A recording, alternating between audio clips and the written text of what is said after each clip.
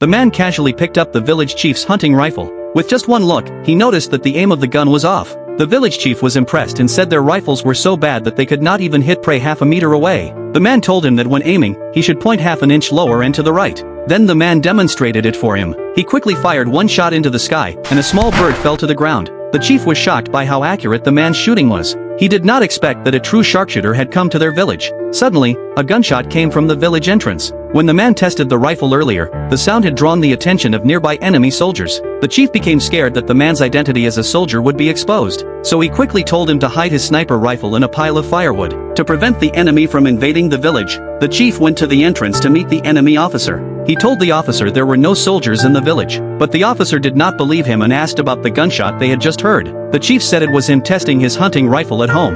The officer still did not believe him and demanded to check his house. When they arrived, the man had already disguised himself as the chief's nephew, chopping firewood in the yard. To avoid suspicion, the chief handed his hunting rifle to the officer, saying, "This does not even count as a gun. It cannot hit a rabbit." But the officer doubted him and asked, "If it can't hit a rabbit, how did it hit a bird?" The chief realized he had said the wrong thing and was now under suspicion. He quickly explained that the bird was shot by accident. The officer still did not believe him. He dragged the chief outside and ordered him to shoot again. The chief panicked because he had no idea how to fire a gun. He looked up, there were no birds in the sky, and felt a bit relieved. But the officer was cunning. He placed a small wooden block on top of the man's head. Then he asked again, "So, did you shoot that bird on purpose or not?" The chief repeated that it was by accident. The officer then said, "If that's true, shoot this block off his head. If you can hit it, I'll believe you." The chief's hands trembled in fear. He knew that if he missed, the man would die. Then he suddenly remembered the man's words. When aiming, lower the barrel half an inch to the right. The chief adjusted the rifle.